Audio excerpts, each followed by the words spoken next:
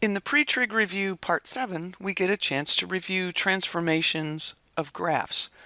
So for the purposes of this entire example, we'll assume that A, B, C, and D are positive constants, and we will also assume that we are starting from an original graph of y equals f of x.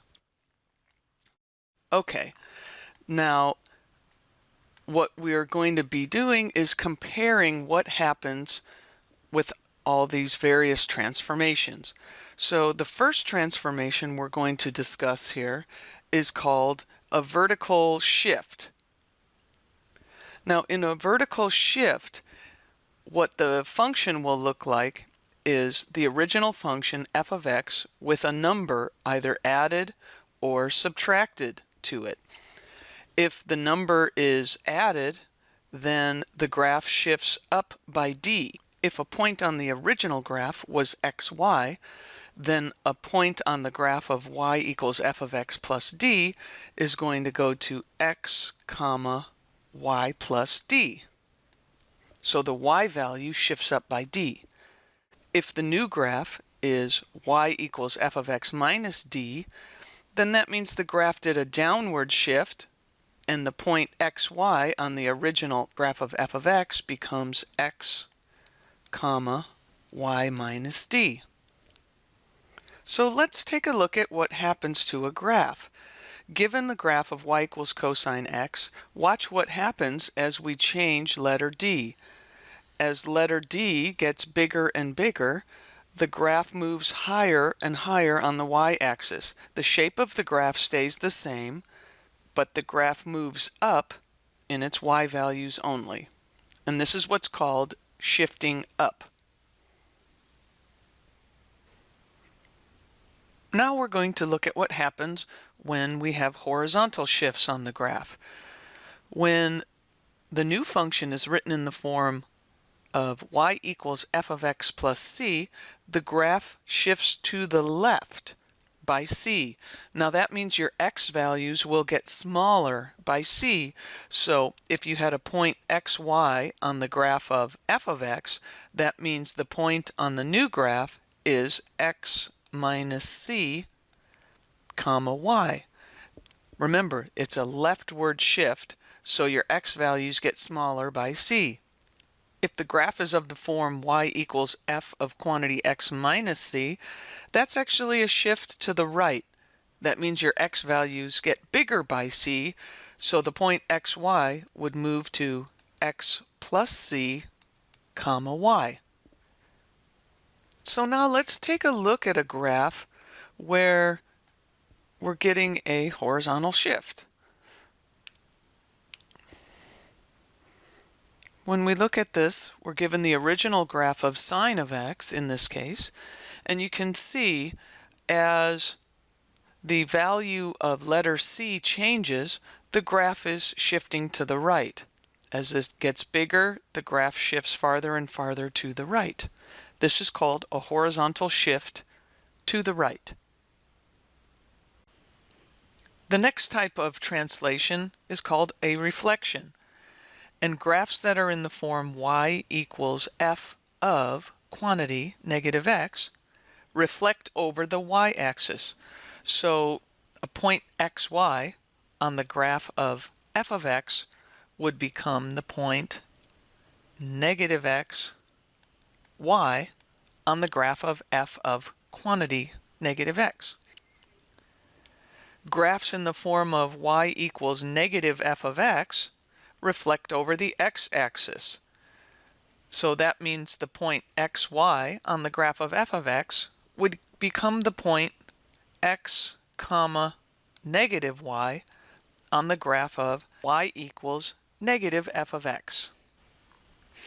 So now let's take a look at an animation of a reflection occurring.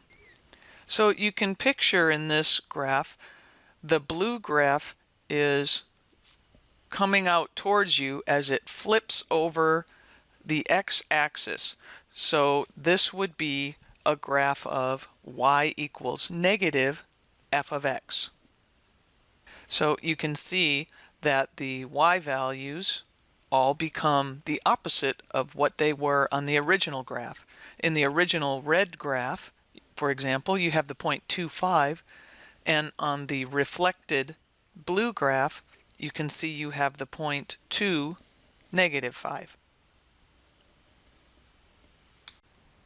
The next type of translation is called a vertical stretch or compression, and it comes in the form y is equal to a times f of x. Now if a is bigger than 1, we get what's called a vertical stretch, and if a is between 0 and 1, we get a vertical compression. In a vertical stretch, the y values get bigger by a factor of a. In a vertical compression, the y values get smaller because a is lower than 1, like a fraction, like a half or 1/3. In either case, the point x comma y on the graph of f of x becomes the point x comma a times y on the graph of y equals a f of x. So let's take a look at an animation. In this first animation, we can see that a is bigger than 1. The y values are being stretched upwards and they're getting bigger. In this next animation, we have vertical compression taking place where the y values are all being multiplied by a, and a is between 0 and 1. This is called a vertical compression. The last type of translation we'll look at is called a horizontal stretch or compression, and that happens when you have a function in the form of y equals f of bx. So the b is multiplying the x. When b is bigger than 1, you get a horizontal compression. When b is between 0 and 1, you get a horizontal stretch. All your x values get divided by the factor b. So if you have a point x comma y on the graph of f of x, you will get a point x over b comma y on the graph of y equals f of bx. Next, we'll look at an animation of this type of translation. So here we have the original graph in blue, and you can see as the b multiplier gets bigger and bigger, the red graph, which is the horizontal compression, gets smaller and smaller, more and more compressed. So as b gets bigger, the x values get divided by b and the x values get smaller. This is a horizontal compression. Now that we've looked at all the various types of translations that can occur, let's look at the specific examples in part 7 here. The directions say to describe how the graph of f of x changes in each case. If the point -2, 5 is on the graph of f of x, give the coordinates of where it moves to on each of the following graphs. In example A, we have f of 4x plus 5. So two things are happening to the graph. Now this first number, 4, is behaving like the b above. b is equal to 4. We know that means we are going to have a horizontal compression. Now when we have a horizontal compression, we know that each x value is going to turn into x divided by 4. The number 5 is letter D in your list of rules above. So we know that this is going to be a vertical shift,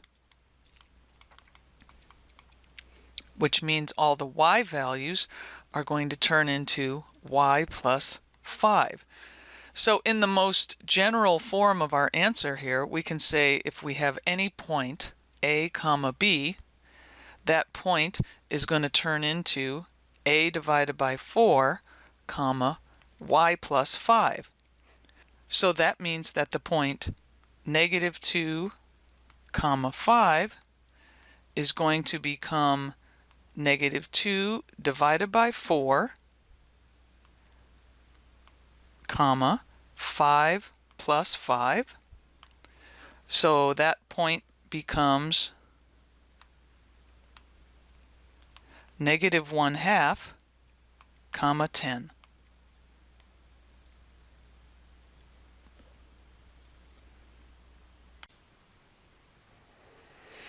In example B, we see we have 3 times f of negative x. Now that negative in front of the x means that the graph will reflect over the y-axis, which means that all our x values will change sign. And the 3 is acting like the a up above in the set of rules, which means that we have a vertical stretch. So all our y values will get 3 times bigger than they used to be. So looking at the general case of a comma b, it's going to become negative a due to the reflection over the y-axis, comma, 3b due to the vertical stretch. So in the case of negative 2, comma 5, it's going to become negative of negative 2, comma 3 times 5, which is 2, comma 15. In example C, we have f of 4/3 x. Now this is b is equal to 4/3, and 4/3 is bigger than 1, so this is going to be a horizontal compression.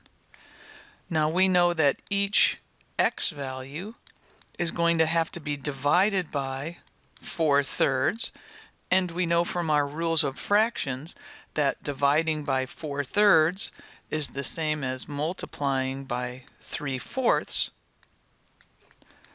So our x values are all going to become 3x over 4. Then that means the point negative 2, comma 5 is going to have to become negative 2 times 3/4, comma 5. And we can do a cancellation here. 2 goes into 2 once, 2 goes into 4 twice. So we know that this will become negative 3/2, comma 5.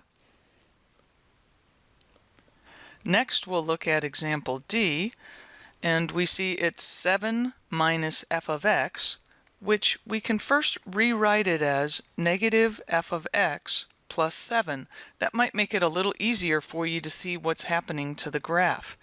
The negative in front of the f of x means that the graph will reflect over the x-axis, and that means that all our y values will become the opposite of whatever they were. So y will go to negative y. The plus 7 means d is equal to 7, and we know that means that we're going to have a vertical shift. So then that means all the y values have to be increased by 7. The only question you may have at this point is which of these happens first, and you can always use order of operations to decide. Multiplication comes before addition, so that means the reflection over the x-axis will happen first. In the most general case of a comma b, then that point is going to become a comma negative b plus 7. So then the point that we're concerned with, negative 2 comma 5, is then going to become negative 2 comma negative 5 plus 7, which means it turns into negative 2, 2.